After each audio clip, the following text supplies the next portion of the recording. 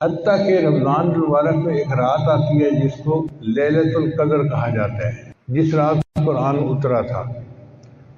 اس رات میں انسانوں کے گناہ ویسے ہی معاف کر دیے جاتے ہیں۔ حدیث مبارکہ میں آتا ہے کہ ایک ایسی گھڑی ہوتی ہے اس رات میں کہ اس گھڑی میں جو دعا مانگی جائے قبول ہوتی ہے۔ اب وہ گھڑی کب ہوتی ہے ہمیں کیا پتا۔ حق تو یہ تھا کہ ہم 365 راتوں میں اس کو ڈھونڈتے، مگر اللہ نے کام آسان کر دیا۔ نبی اسلام نے بتایا کہ وہ رمضان مبارک کے اندر ہوتی ہے۔ اس کا مطلب یہ ہے کہ 365 راتیں جاگنے کی ضرورت نہیں، 30 راتیں جاگنے کی ضرورت ہے۔ پھر بندہ سوچتا ہے کہ 30 راتیں جاگنا تو بڑا مشکل کام ہے، تو نبی اسلام نے کام اور آسان کر دیا، فرمایا کہ تم رمضان مبارک کے آخری عشرے میں لیلۃ القدر کو تلاش کرو۔ تو 20 راتیں اور نکل گئیں، باقی 10 راتیں رہ گئیں۔ پھر بندہ سوچتا ہے جی کہ 10 راتیں جاگنا بھی بڑا مشکل کام ہے، تو نبی اسلام نے کام کو اور آسان کر دیا، فرمایا آخری عشرے کی جو طاق راتیں ہیں ان میں اسے ڈھونڈو۔ 21، 23، 25، 27، 29، 5 راتیں بنتی ہیں۔ یوں سمجھیں کہ 365 میں سے 5 راتیں ہیں جن میں ہمیں لیلۃ القدر تلاش کرنی پڑے گی۔ اب بندہ سوچتا ہے جی کہ رات کو تو ہم تلاش کریں لیکن پوری رات جاگنا تو بڑا مشکل ہے، ہم تو کمزور لوگ ہیں، نہیں جاگ سکتے۔ اللہ تعالیٰ نے کام کو اور آسان کر دیا۔ اللہ نے یہ تو نہیں بتلایا کہ وہ رات کی برکتیں شروع کب ہوتی ہیں، مغرب کے وقت شروع ہوتی ہیں، عشاء کے وقت، آدھی رات کے وقت، کتنے بجے۔ ایک بات بتا دی، فرمایا کہ وہ رات کو جب بھی خاص برکتیں نازل ہوتی ہیں، تنزل الملائکۃ والروح فیہا بإذن ربہم من کل امر سلام سلام ہی حتی مطلع الفجر۔ یہ برکتیں مطلع فجر تک رہتی ہیں، یعنی جب روزے کا وقت ختم ہوتا ہے نا اس وقت تک رہتی ہیں۔ اس کا مطلب یہ ہوا کہ لیلۃ القدر کی برکتیں رات کے جس وقت میں بھی شروع ہوں، جب وہ شروع ہوں گی تو پھر روزہ کا وقت شروع ہونے کا جو ہے نا سحری کا وقت وہاں تک رہے گی۔ اس کا آسان طریقہ یہ ہے کہ ہم سحری کو 1 گھنٹہ پہلے کر لیں وقت ختم ہونے سے پہلے، اور آدھا گھنٹہ جو ہے آخر کا بچا لیں۔ اس آدھے گھنٹے میں 2 رکعت 4 رکعت نفل پڑھ لیا کریں اور 10-15 منٹ بیٹھ کے دعا کر لیا کریں۔ جب بھی لیلۃ القدر ہوئی تو وہ وقت لیلۃ القدر میں ضرور آئے گا اور ہمیں لیلۃ القدر پانے کا اجر مل جائے گا۔ اور اس رات کی عبادت 1000 مہینوں کی عبادت سے بہتر ہے۔ 1000 مہینے تقریباً 83 سال بنتے ہیں، اور 80 سال سے کم تو عمر ہوتی ہے۔ اس کا مطلب یہ کہ ایک رات اگر مل گئی تو پوری زندگی کے گناہ معاف ہو جائیں گے۔ اللہ نے کام کو کتنا آسان کر دیا۔ تھوڑی سی ہمت کرنے کی بات ہے، اللہ تعالیٰ کی رحمت بہانہ ڈھونڈتی ہے مغفرت کے۔ استغفار اصل میں کہتے ہیں ندامت کو، شرمندگی کو، کہ بندہ جو عمل کرے، گناہ کرے، اس پر استغفار کرے، دل کے اندر ریپینٹنس محسوس کرے۔ جب ہم یوں محسوس کرتے ہیں نا، یار مجھے ایسا نہیں کرنا چاہیے تھا، یار مجھ سے غلطی ہو گئی، مجھ سے بلنڈر ہو گیا، آئندہ ایسا نہیں کروں گا، یہ جو دل کے اندر ندامت اور افسوس ہوتا ہے نا، یہ اصل میں استغفار ہے، کہ دل پچھتاتا ہے کیوں کر بیٹھا، نہیں کرنا چاہیے تھا۔ اس لیے حدیث پاک میں فرمایا الندم توبۃ، کہ ندامت دل میں ہونا یہ بھی توبہ ہی ہے۔ تو استغفار ندامت کو کہتے ہیں، اور توبہ آئندہ گناہ نہ کرنے کا عزم صمیم کرنا، مصمم ارادہ کرنا، اس کو کہتے ہیں۔ اور استغفار بھی ہر بندے کو کرنی چاہیے، اور اپنی نیکیوں پر بھی استغفار کرنا چاہیے۔ رابعہ بصریہ اللہ کی نیک بندی کہا کرتی تھی، استغفارنا یحتاج الی استغفار، کہ ہم جو اللہ کے سامنے استغفر اللہ کی تسبیح پڑھتے ہیں نا، وہ اتنی غفلت سے پڑھ رہے ہوتے ہیں اس استغفار کے اوپر ہمیں استغفار کرنے کی ضرورت ہے. اس لیے شریعت نے نیکی کے بعد استغفار کرنے کا حکم دیا. آپ دیکھیے ایک بندہ وضو کرتا ہے، وہ نیک کام کرتا ہے، اعضاء کے گناہ دھل جاتے ہیں. حدیث پاک میں آتا ہے چہرے کے گناہ دھل جاتے ہیں، ہاتھ پاؤں کے گناہ دھل جاتے ہیں. لیکن وضو کرنے کے بعد جو دعا منگوائی گئی اس دعا میں ہے استغفرک و اتوب الیک. پھر نماز پڑھنا ایک عبادت ہے، نماز کے بعد بھی استغفار سکھایا گیا. حدیث مبارکہ میں نبی السلام جب نماز کا سلام پھیرتے تھے تو ایک مرتبہ فرماتے تھے اللہ اکبر، اور 3 مرتبہ فرماتے تھے استغفر اللہ استغفر اللہ استغفر اللہ. بندہ سوچے بھئی کوئی گناہ تو نہیں نہ کیا، نماز پڑھی ہے، اس نماز پر کیا استغفار؟ علماء نے لکھا کہ اصل مقصد یہ تھا نبی علیہ السلام کا کہ اے اللہ جو میں نے نماز پڑھی ہے میں نے آپ کی عبادت کا حق ادا نہیں کیا. اللہ اکبر، اللہ آپ اس سے بھی زیادہ بلند ہیں، اس سے بھی زیادہ اونچی شان والے ہیں. اور 3 مرتبہ جو نبی علیہ السلام نے استغفار فرمایا اس کا مطلب یہ تھا اللہ جو مجھ سے نماز میں غفلت ہوئی، کوتاہی ہوئی، اس کو پلیز معاف کر کے میری نماز کو قبول کر لیجئے، قبول کر لیجئے، قبول کر لیجئے. یعنی استغفر اللہ کا مطلب یہ ہوا پلیز پلیز پلیز.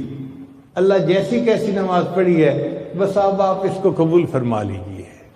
بندہ اپنے اللہ سے یہ فریاد کر رہا ہوتا ہے. حتیٰ کہ ایک آدمی تہجد کی نماز پڑھتا ہے. تہجد کی نماز کتنی بڑی عبادت ہے، اس کے بعد بھی استغفار. اللہ تعالیٰ فرماتے ہیں کانوا قلیلا من اللیل ما یہجعون وبالاسحار ہم یستغفرون، کہ وہ میرے بندے جو راتوں کو عبادت کرتے تھے سحری کے وقت وہ بھی استغفار کیا کرتے تھے. ساری رات عبادت کے بعد بھی استغفار کرنا.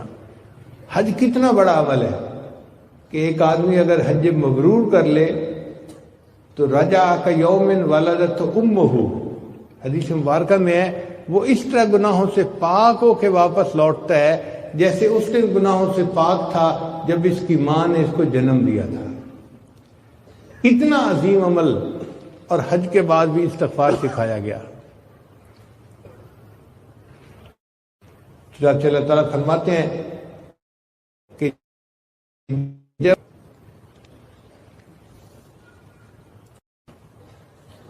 اس کا مطلب یہ ہوا کہ ہر عبادت کے بعد ہمیں استغفار کرنا چاہیے، اور استغفار سے اللہ تعالیٰ کی برکتیں بہت اترتی ہیں. ہماری زندگی کا ہر مسئلہ استغفار سے ٹھیک ہو سکتا ہے. حسن رضی اللہ تعالیٰ عنہ تشریف فرما تھے، ایک بندہ آیا، حضرت گناہ بہت زیادہ ہو گئے ہیں، کوئی عمل بتائیں. فرمایا استغفار کرو. ایک دوسرا بندہ آیا، حضرت بڑے دنوں سے بارش نہیں ہوئی، قحط سالی کا خطرہ ہے، کوئی عمل بتائیں. فرمایا استغفار کرو. ایک بندہ آیا، حضرت بہت غریب ہوں، کوئی عمل بتائیں اللہ مجھے مال دے دے. فرمایا استغفار کرو. ایک بندہ آیا، حضرت بیٹیاں ہی بیٹی ہیں، بیٹا نہیں ہے، دعا کرو اللہ مجھے بیٹا دے، کوئی عمل بتائیں. فرمایا استغفار کرو. ایک بندہ آیا، جی میرا باغ ہے، کوئی عمل بتائے کہ پھل اچھے ہوں. فرمایا استغفار کرو. ایک بندہ آیا، جی میری زمین ہے، دعا کرو چشمہ نکل آئے، پانی نکل آئے. فرمایا استغفار کرو. اب سننے والا بندہ بڑا پریشان. حضرت آپ کے ہاتھ میں عجیب نسخہ آ گیا، جو پریشانی لے کے آتا ہے آپ کہتے ہیں استغفار کرو استغفار کرو. تو حسن رضی اللہ عنہ نے جواب دیا کہ بھائی میں نے اپنی طرف سے کچھ نہیں بتایا، یہ علاج تو اللہ نے قرآن مجید میں بتایا ہے. استغفروا ربکم انہ کان غفارا. پہلے بندے نے گناہ کی معافی مانگی تھی تو دیکھو اللہ فرماتے ہیں کہ وہ بخشنے والا ہے. پھر یرسل السماء علیکم مدرارا، اللہ بارشیں برساتا ہے. وَيُمْدِدْكُمْ بِأَمْوَالٍ، اور اللہ مال کے ذریعے سے مدد کرے گا تمہاری، وبنین، اور بیٹوں کے ذریعے سے مدد کرے گا، وَيَجْعَلْ لَكُمْ جَنَّاتٍ، اور اللہ تعالیٰ تمہارے لیے باغوں کے پھل عطا فرمائے گا، وَيَجْعَلْ لَكُمْ أَنْهَارًا، اور اللہ تعالیٰ تمہارے لیے چشموں کا پانی جاری فرما دے گا۔ تو قرآن مجید سے اس کی ثبوت ملتا ہے کہ استغفار کرنے سے یہ سارے انعام بندے کو مل جاتے ہیں۔ اب آپ غور کریں، ہماری جتنی بھی پریشانی ہے نا وہ انہی میں سے ہوتی ہیں۔ کوئی عورت بیٹا نہ ہونے کی وجہ سے پریشان ہے، کوئی آدمی اپنے رزق کی غربت کی وجہ سے پریشان ہے، تنخواہ کی کمی کی وجہ سے پریشان ہے۔ ان سب کا علاج استغفار کرنے میں ہے۔ ہم استغفار کریں تو ہمیں کسی سے کوئی تعویذ کی ضرورت ہی نہیں ہے۔ استغفار ہماری تمام پریشانیوں کا حل بن جائے گا۔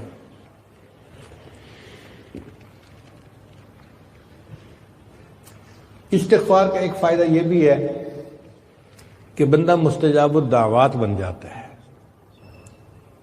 چنانچہ امام احمد بن حنبل رحمۃ اللہ علیہ کا مشہور واقعہ ہے، ایک مرتبہ انہیں قریبی بستی میں جانا تھا،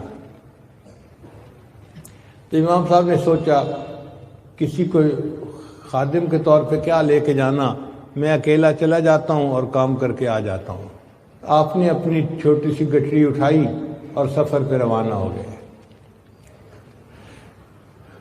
عشاء کی نماز کے وقت ایک بستی میں پہنچے۔ امام صاحب کا خیال تھا کہ میں عشاء کی نماز اس مسجد میں پڑھوں گا اور رات مسجد میں گزار لوں گا، صبح بقیہ سفر کر لوں گا۔ مسجد کا خادم آ گیا، بڑے میاں مسجد سے نکلے، میں نے تالا لگانا ہے۔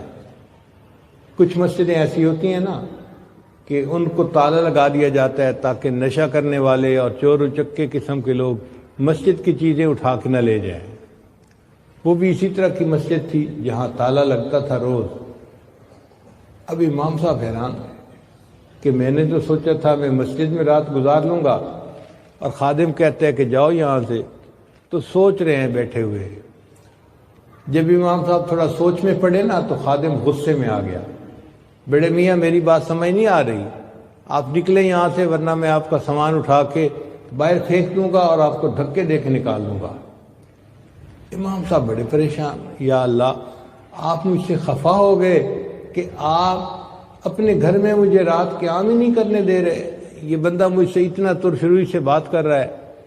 خیر امام صاحب مسجد سے باہر نکلے، دیکھا کہ مسجد کے دروازے کے بالکل ساتھ ایک تنور تھا، نان بائی کی دکان تھی، روٹیاں پکانے والے کی، جیسے افغانی روٹیاں پکتی ہیں نا تنور پھر لوگ لے کے جاتے ہیں۔ تو ایک نوجوان لڑکا روٹیاں پکا رہا تھا۔ امام صاحب نے سوچا سردی بھی ہے، اگر میں تنور کے پاس بیٹھ کے وقت گزار لوں تو وقت بھی گزر جائے گا اور صبح میں پھر سفر شروع کر دوں گا۔ تو امام صاحب نے اس نوجوان سے پوچھا بھئی کیا میں یہاں بیٹھ سکتا ہوں؟ اس نے کہا بڑے میاں بیٹھ جائیے۔ امام صاحب بیٹھ گئے، وہ نوجوان اپنا روٹیاں لگاتا رہا۔ امام صاحب نے ایک عجیب بات دیکھی، وہ جب آٹے کا پیڑا بناتا نا تو استغفر اللہ پڑھتا، پھر روٹی اس کی بناتا تو استغفر اللہ پڑھتا، پھر وہ روٹی تنور کے اندر لگاتا تو استغفر اللہ پڑھتا، پھر جب روٹی پکتی اور وہ تنور سے نکالتا تو استغفر اللہ پڑھتا۔ ہر سٹیپ پہ وہ استغفر اللہ پڑھتا ہی جا رہا تھا۔ کوئی 1 گھنٹہ امام صاحب بیٹھے رہے اور دیکھتے رہے، پھر امام صاحب نے مسکرا کے اس کی طرف دیکھا۔ نوجوان نے پوچھا بڑے میاں مجھے مسکرا کے کیوں دیکھ رہے ہیں؟ امام صاحب نے کہا کہ میں اس پر حیران ہوں کہ تو اتنا زیادہ استغفار کرتا ہے، پیڑا بناتے ہوئے استغفار، روٹی بناتے استغفار، روٹی لگاتے ہوئے استغفار، روٹی نکالتے ہوئے استغفار، ہر قدم پہ موقع پہ آپ استغفار پڑھ رہے ہیں۔ اس نے کہا جی میں استغفار کثرت سے پڑھتا ہوں اس لیے کہ اس کے بدلے اللہ میری دعائیں قبول فرماتے ہیں۔ تو امام صاحب نے اس سے پھر تصدیق کی کہ کیا تیری سب دعائیں قبول ہوتی ہیں؟ تو نوجوان سوچ کر کہنے لگا کہ میں نے زندگی میں جتنی دعائیں مانگی ہیں میری سب دعائیں قبول ہوئی ہیں سوائے ایک دعا کے، اس دعا کی قبولیت کا میں انتظار کر رہا ہوں۔ امام صاحب نے پوچھا کون سی دعا؟ کہنے لگا کہ میں نے لوگوں سے سنا ہے کہ امام احمد بن حنبل بڑے محدث ہیں، بڑے فقیہ ہیں، بڑے بزرگ آدمی ہیں، میں یہاں سے چھٹی کر کے جا نہیں سکتا کہ ان کی زیارت کروں، تو میں نے اللہ سے دعا مانگی تھی، اللہ امام احمد بن حنبل سے میری ملاقات کروا دینا۔ اس دعا کی قبولیت کا میں انتظار کر رہا ہوں، باقی دعائیں میری سب قبول ہو گئی۔ امام صاحب آگے بڑھے، اس نوجوان کو گلے لگا لیا، نوجوان مبارک ہو، اللہ نے تیری اس دعا کو قبول کر لیا، میرا نام احمد بن حنبل ہے۔ پھر امام صاحب کہنے لگے اب مجھے بات سمجھ میں آئی، اگر میں مسجد میں رات گزار کے چلا جاتا تو میری آپ سے ملاقات نہ ہوتی۔ اللہ نے آپ سے ملاقات کرنی تھی، آپ کی دعا کو قبول فرمانا تھا، اللہ نے مجھے مسجد سے نکلوا کے تمہارے پاس بٹھایا اور یوں مجھے آپ سے ملاقات کا موقع مل گیا۔ تو جو استغفار کثرت کے ساتھ کرتا ہے وہ مستجاب الدعوات بن جاتا ہے، اور ہم بھی کثرت سے کر سکتے ہیں۔ حدیث مبارکہ میں آتا ہے طوبیٰ لمن وجد فی صحیفتہ استغفارا کثیرا، قیامت کے دن جس بندے کو اپنے نامہ اعمال میں زیادہ استغفار لکھا ہوا ملے گا وہ بڑا خوش نصیب، اس کو مبارک ہو۔ اب ہم مدرسے جا رہے ہیں تو ہماری زبان پہ استغفار ہو سکتا ہے، جاتے ہوئے بھی پڑھتے جائیں، آتے ہوئے بھی پڑھتے جائیں، سینکڑوں نہیں ہزاروں کی تعداد میں ہم استغفار پڑھ سکتے ہیں۔ اگر ہم پڑھیں نا استغفر اللہ ربی من کل ذنب و اتوب الیہ، تو یہ پورا استغفار ہے۔ اور علماء نے لکھا ہے کہ جو یہ نہ پڑھ سکے وہ صرف اتنا پڑھے استغفر اللہ استغفر اللہ استغفر اللہ، تو یہ بھی استغفار مکمل ہے۔ عورتیں اپنا کھانا بناتے ہوئے استغفر اللہ ہزاروں دفعہ پڑھ سکتی ہیں، گھر کی صفائی کرتے ہوئے استغفر اللہ پڑھتی رہیں، گھر بھی صاف ہو جائے گا اور دل کی میل بھی صاف ہو جائے گی۔ تو ہمیں استغفار بہت کثرت کے ساتھ کرنا چاہیے، اور اس سے جو گھروں کی پریشانیاں سب ختم ہو جائے گی، استغفار کو کثرت کے ساتھ کرنے کی وجہ سے۔